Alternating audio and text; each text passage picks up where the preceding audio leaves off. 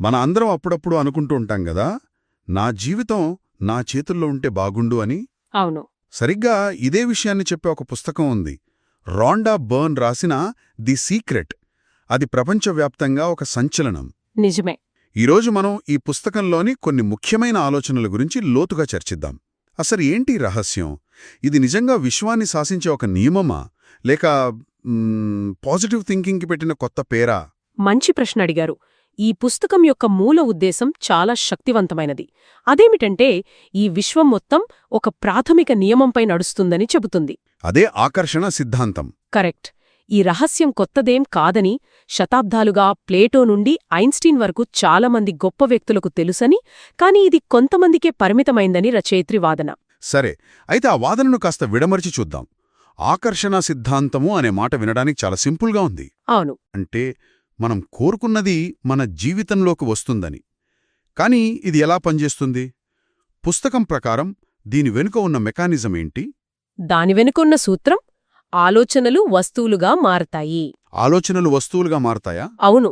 ప్రతి ఆలోచనకు ఒక శక్తి, ఒక ఫ్రీక్వెన్సీ ఉంటుందని చెబుతారు. మనం దేని గురించి ఎక్కువగా తీవ్రంగా ఆలోచిస్తామో ఆ ఆలోచనలు ఒక అయస్కాంతంలా పనిచేసి ఓకే. అలాంటి ఫ్రీక్వెన్సీ ఉన్న పరిస్థితులను, వ్యక్తులను, వస్తువులను మన జీవితంలోకి ఆకర్షిస్తాయి. ఒక్క నిమిషం. ఇక్కడ ఫ్రీక్వెన్సీ అనే పదం వాడారు. అంటే మనం ఆలోచించినప్పుడు మన తల నుండి నిజంగా రేడియో తరంగాల్లాంటివేమైనా బయటకు వెళ్తాయా, లేక ఇది ఒక రూపకం లాంటిదా?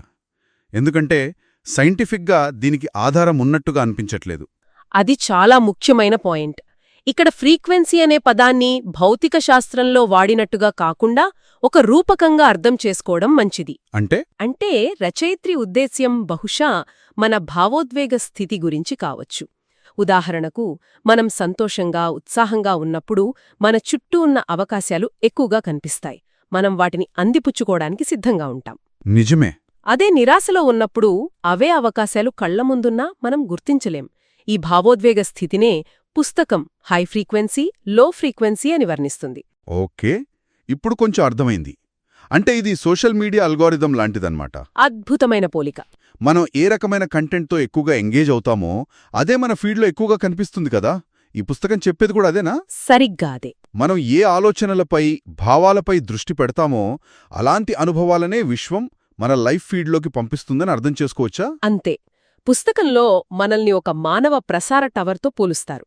మనం పంపే సిగ్నల్ అంటే మన ఆలోచనలు, భావాల ఆధారంగానే మన జీవితం అనే తెరపై చిత్రాలు ప్రసారమవుతాయి. జీవితంలో ప్రస్తుతం ఉన్న పరిస్థితులు నచ్చడం లేదా? అయితే ఛానల్ మార్చండి. అంటే మన ఆలోచనలను మార్చండి అని. అవును. ఇక్కడే ఒక పెద్ద సమస్య వస్తుంది. చాలామందికి తమకు ఏమి కావాలో దానికంటే తమకు ఏమి వద్దో దానిపైనే ఎక్కువ స్పష్టత ఉంటుంది. నాకు అప్పులు వద్దు, నాకు అనారోగ్యం వద్దు, నేను ఆలస్యం కాకూడదు అని అనుకుంటూ ఉంటారు. దీని గురించి ఈ పుస్తకమేమైనా చెబుతుందా? ఖచ్చితంగా. దీనిని రచయిత్రి వద్దు అనే మహమ్మారి అంటారు. వద్దు అనే మహమ్మారి. అవును. ఆకర్షణ సిద్ధాంతం వద్దు, కాదు, లేదు వంటి ప్రతికూల పదాలను గుర్తించదని పుస్తకం చెప్తోంది. మీరు నాకు అప్పులు వద్దు అని ఆలోచిస్తున్నప్పుడు మీ దృష్టి మొత్తం అప్పులనే పదంపైనే ఉంటుంది. ఓ! దాంతో మీరు అప్పులనే ఇంకా ఎక్కువగా ఆకర్షిస్తారు. మనసుకి పాజిటివ్, నెగటివ్ ఆదేశాల మధ్య తేడా తెలియదు. అది కేవలం మీరు దీనిపై దృష్టి కేంద్రీకరించారో దానిపైనే పనిచేస్తుంది. అంటే మనం దేనికి భయపడతామో దాన్నే మన జీవితంలోకి తెచ్చుకుంటున్నామన్నమాట. ఇది కొంచెం భయపట్టే విషయమే. అవును. దీనిని వివరించడానికి పుస్తకంలో బిల్ హ్యారిస్ చెప్పిన రాబర్ట్ కథ ఉంది. చెప్పండి. రాబర్ట్ ఒక గే వ్యక్తి. అతను తన ఉద్యోగంలో సహోద్యోగుల నుండి నిరంతరం వేధింపులను, బయట సమాజంలో అవమానాలను ఎదుర్కొనేవాడు. అతని ఆలోచనలన్నీ ఆ వేధింపుల చుట్టూనే తిరిగేవి. వాళ్లు నన్ను ఇలా అనకూడదు, ఇలాంటి పరిస్థితి నాకొద్దు అని రోజూ మదనపడేవాడు. ఆ తర్వాత ఏం జరిగింది? అతనికొక సలహా దొరికింది. నీకు ఏమి వద్దో దానిపై కాకుండా నీకు ఏమి కావాలో దానిపై దృష్టిపెట్టు. అతను ప్రశాంతమైన, గౌరవప్రదమైన పని వాతావరణాన్ని, స్నేహపూర్వక సహోద్యోగులను కోరుకోవడం మొదలుపెట్టాడు. 6-8 వారాల్లో అద్భుతం జరిగినట్టుగా అతన్ని వేధించేవాళ్లలో కొందరు వేరే విభాగానికి బదిలీ అయ్యారు, మరికొందరు ఉద్యోగం మానేసి వెళ్ళిపోయారు. అతని జీవితం ప్రశాంతంగా మారింది. ఇది వినడానికి చాలా స్ఫూర్తిదాయకంగా ఉంది. కాని ఇక్కడ నాకో సందేహం. కేవలం రాబర్ట్ ఆలోచనలు మార్చుకోవడం వల్లే అతని సహోద్యోగులు బదిలీ అయ్యారు అనడం కొంచెం నమ్మశక్యంగా లేదు. ఉమ్, బహుశా అతని దృష్టి మారడం వల్ల అతని ప్రవర్తనలో, ఆత్మవిశ్వాసంలో మార్పొచ్చుండొచ్చు. ఆ మార్పు చూసి అతని సహోద్యోగుల ప్రవర్తన మారి ఉండొచ్చు కదా. ఈ పుస్తకం ఈ ఎలా అనే భాగాన్ని వివరిస్తుందా, లేక ఇది కేవలం విశ్వం చేసిన మాయగా చూపిస్తుందా? ఇది చాలా లోతైన ప్రశ్న. పుస్తకం ఎక్కువగా విశ్వ నియమం కోణం నుండే మాట్లాడుతుంది. అంటే ఎలా అనేది విశ్వం చూసుకుంటుంది, మన పని కోరుకోవడం, నమ్మడం మాత్రమే అని చెప్తుంది. ఓకే. అయితే మీరు చెప్పిందాంట్లో కూడా నిజముంది. మన ఆలోచనలు మారినప్పుడు మన భావాలు మారతాయి, భావాలు మారినప్పుడు మన ప్రవర్తన, బాడీ లాంగ్వేజ్ మారతాయి. అది ఖచ్చితంగా ఎదుటివారుపై ప్రభావం చూపుతుంది. అవును. పుస్తకం ప్రకారం మన భావాలు ఒక ఫీడ్బ్యాక్ మెకానిజం లాంటివి. మనం మంచి ఫ్రీక్వెన్సీలో ఉన్నామా లేదా అని అవి మనకు వెంటనే తెలియజేస్తాయి. మంచిగా అనిపిస్తుంటే సరైన మార్గంలో ఉన్నట్టు, చెడుగా అనిపిస్తుంటే మన ఆలోచనలను మార్చుకోవాల్సిన సమయం వచ్చిందని అర్థం. కరెక్ట్. సరే, సిద్ధాంతం బాగానే ఉంది. కానీ ఆచరణలో పెట్టడం ఎలా? రోజూ పాజిటివ్గా ఆలోచిస్తే సరిపోతుందా, లేక ఏదైనా నిర్దిష్టమైన పద్ధతి ఉందా? ఉంది. పుస్తకం దీన్ని ఒక సృజనాత్మక ప్రక్రియగా వివరిస్తుంది. అల్లావుద్దీన్ అద్భుతదీపం కథతో పోలుస్తుంది. ఇక్కడ మనం అల్లావుద్దీన్, విశ్వం ఒక జీనీ. ఓ, ఇంట్రెస్టింగ్గా ఉంది. జీనీకి మనం ఎన్ని కోరికలైనా చెప్పొచ్చు. దానికి 3 స్పష్టమైన దశలున్నాయి. అవేమిటి? మొదటిది అడగడం. మీకు ఏమి కావాలో విశ్వానికి స్పష్టంగా చెప్పడం. ఒక రెస్టారెంట్లో మెనూ చూసి ఆర్డర్ ఇచ్చినట్టు. ఒకసారి ఆర్డర్ ఇస్తే చాలు. పదే పదే ఇవ్వాల్సిన అవసరం లేదు. లేదు. రెండవది నమ్మడం. మీరు అడిగింది ఇప్పటికే మీకు వచ్చేసిందని పూర్తి విశ్వాసంతో నమ్మడం. ఇది చాలా కష్టమైన దశ. ఎందుకంటే కంటికి కనిపించని దాన్ని నమ్మాలి. అవును. మూడవది స్వీకరించడం. మీరు కోరుకున్నది అందుకున్నప్పుడు ఎంత ఆనందంగా ఉంటారో ఆ ఆనందాన్ని ఇప్పుడే అనుభూతి చెందడం. దాన్ని స్వీకరించడానికి సిద్ధంగా ఉండటం. ఈ నమ్మడమనే దశలో నటించడమనే కాన్సెప్ట్ గురించి పుస్తకంలో ఒక ఉదాహరణ ఉంది. ఒక మహిళ తన జీవితంలోకి సరైన భాగస్వామిని ఆకర్షించడానికి ఇంట్లో అతని కోసం చోటు కల్పించడం మొదలుపెట్టిందట. అవును. గ్యారేజులో తన కారు పక్కన అతని కారు కోసం ఖాళీ స్థలం ఉంచడం. వార్డ్రోబ్లో తన బట్టల పక్కన అతని బట్టల కోసం చోటు వదలడం. ఇలాంటివి చేసిందట. కరెక్ట్. అలా చేసిన కొద్ది కాలానికే ఆమెకు సరైన భాగస్వామి దొరికాడు. దీని వెనుకున్న తర్కమేమిటంటే మన చర్యలు మన కోరికలకు విరుద్ధంగా ఉండకూడదు. ఓకే. నాకు భాగస్వామి కావాలి అని కోరుకుంటూ మంచం మొత్తం మీరే ఆక్రమించుకుని పడుకుంటే మీరు విశ్వానికి మిశ్రమ సంకేతాలు పంపుతున్నట్టు.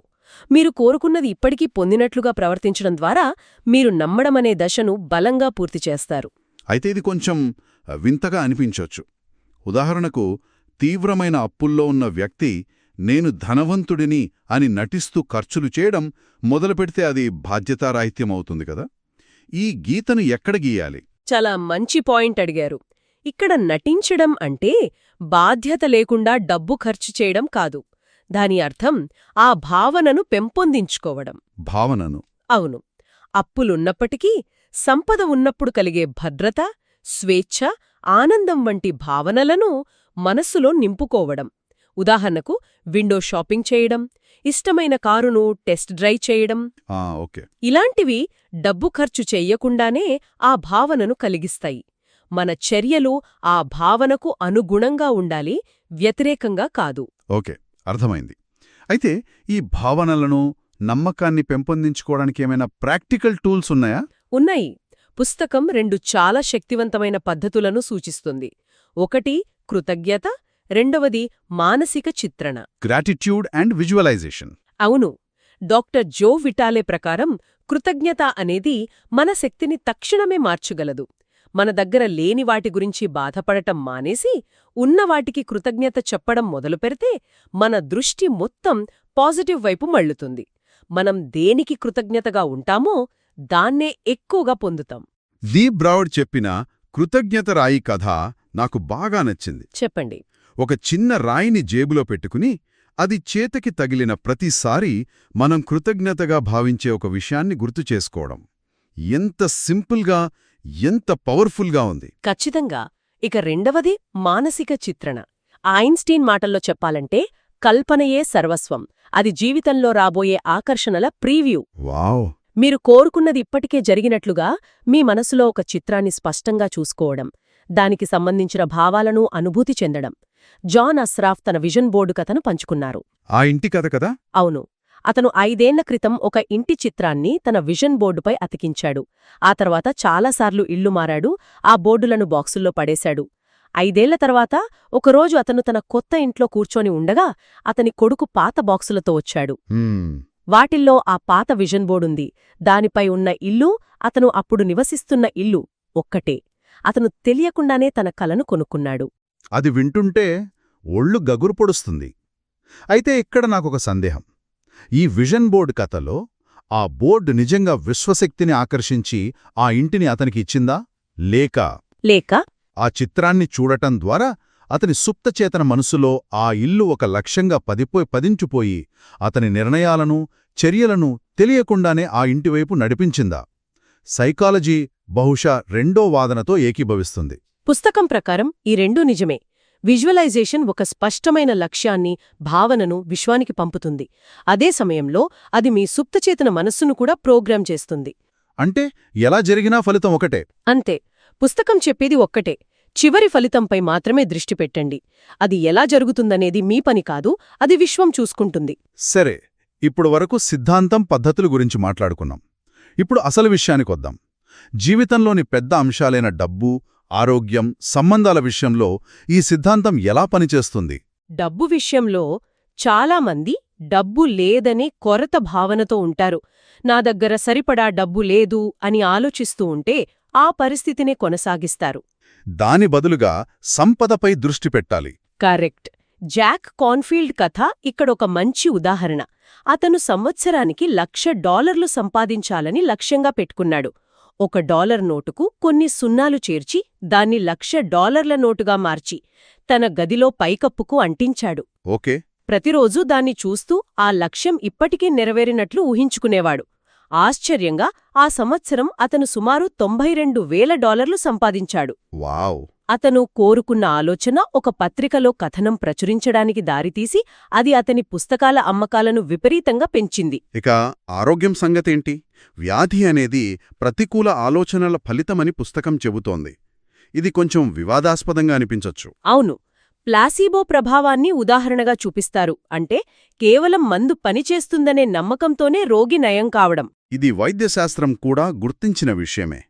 కాని కేతీ గుడ్మన్ కథ ఇంకా ఆశ్చర్యంగా ఉంది. రొమ్ము క్యాన్సర్తో బాధపడుతున్న ఆమె ఎటువంటి రేడియేషన్ లేదా కీమోథెరపీ లేకుండా అవును, కేవలం నవ్వు, కృతజ్ఞత, పాజిటివ్ ఆలోచనలతో 3 నెలల్లో కోలుకుందని చెప్పారు. ఆమె ప్రతిరోజు ఫన్నీ సినిమాలు చూస్తూ గట్టిగా నవ్వేదట. దేవునికి ధన్యవాదాలు, నేను బాగుపడ్డాను అని పదే పదే అనుకునేదట. ఇది అద్భుతమైన కథ. కాని ఇక్కడ మనం చాలా జాగ్రత్తగా ఉండాలి. ఈ పుస్తకం ప్రజలు వైద్య చికిత్సను మానేసి కేవలం పాజిటివ్ థింకింగ్పై ఆధారపడమని సూచిస్తోందా? అలా అయితే అది చాలా ప్రమాదకరం. ఇది చాలా ముఖ్యమైన ప్రశ్న. పుస్తకం ఎక్కడా సంప్రదాయ వైద్యాన్ని వదిలేయమని చెప్పదు. ఓకే. బహుశా ఆ కథల ఉద్దేశం మనసు యొక్క శక్తిని తెలియజేయడమే. మానసిక, భావోద్వేగ ఆరోగ్యం శారీరక ఆరోగ్యంపై ఎంత ప్రభావం చూపుతుందో చెప్పడానికే ఆ ఉదాహరణలు. వైద్య చికిత్స తీసుకుంటూనే ఈ సూత్రాలను పాటించడం ద్వారా హెయిలింగ్ ప్రక్రియను వేగవంతం చేయవచ్చని అర్థం చేసుకోవాలి. అవును, పల్లెంకు మానసిక వాతావరణాన్ని సృష్టించవచ్చని భావించాలి. చివరిగా సంబంధాల గురించి. మన సంబంధాలను మెరుగుపరుచుకోవడానికి ఈ రహస్యం ఎలా ఉపయోగపడుతుంది? సంబంధాల విషయంలో పుస్తకం చెప్పే ముఖ్య సూత్రం మిమ్మల్ని మీరు ప్రేమించుకోండి. ఇతరులు మనల్ని ప్రేమించాలి, గౌరవించాలి అని ఆశించే ముందు మనకు మనం ఆ ప్రేమను, గౌరవాన్ని ఇచ్చుకోవాలి. Self love. అంతే. మనల్ని మనం ప్రేమతో, సంతోషంతో నింపుకున్నప్పుడే ఇతరులకు ఇవ్వగలం. ఒక సంబంధంలో సమస్యలున్నప్పుడు అవతలి వ్యక్తిలోని తప్పులపై కాకుండా వారిలోని మంచి లక్షణాలపై దృష్టి పెట్టడం ద్వారా ఆ సంబంధాన్ని మార్చవచ్చని ఈ పుస్తకం సూచిస్తుంది. దేనిపై దృష్టి పెడితే అదే పెరుగుతుంది కదా. కరెక్ట్. మొత్తానికి రోండా బార్న్ యొక్క ద సీక్రెట్ నుండి వచ్చిన ఈ మూలాల విశ్లేషణ చివరికి ఒకే ఒక విషయాన్ని స్పష్టం చేస్తుంది. మన ఆలోచనలు, మన భావాలు, మన దృష్టి మన వాస్తవికతను నిర్మిస్తాయి. మనం మన జీవితానికి రచయితలం. మనం ఏం రాస్తే అదే జరుగుతుంది. అవును. అయితే ఈ పుస్తకం చర్చను ఇక్కడితో ఆపదు. ఇంకా ఒక అడుగు ముందుకు వేసి మనమందరం ఒకే విశ్వ చైతన్యంలో భాగమని, ఒకే శక్తి క్షేత్రానికి అనుసంధానించబడి ఉన్నామని చెబుతుంది. అంటే మన మధ్య పోటీ అనేది వనరులు పరిమితంగా ఉన్నాయనే తప్పుడు నమ్మకం నుండి పుడుతుంది. కాని విశ్వంలో అందరికీ సరిపడా సమృద్ధి ఉందని ఈ సిద్ధాంతం నమ్ముతుంది. ఆ ఆలోచనతోనే ఈరోజు చర్చను ముగిద్దాం. ఒకవేళ ఈ పుస్తకం చెప్పినట్టు మనమందరం నిజంగా ఒకటైతే, వనరులు అనంతంగా ఉన్నాయని నమ్మితే, విజయం పట్ల, సంపద పట్ల, ఇతరులతో మన సంబంధాల పట్ల మన దృక్పథం ఎలా మారుతుంది? ఇది కేవలం మనకు కావలసినవి పొందడం గురించా, లేక మనమందరం కలిసి ఎదగడం గురించా? ఈ ప్రశ్న గురించి ఆలోచించండి.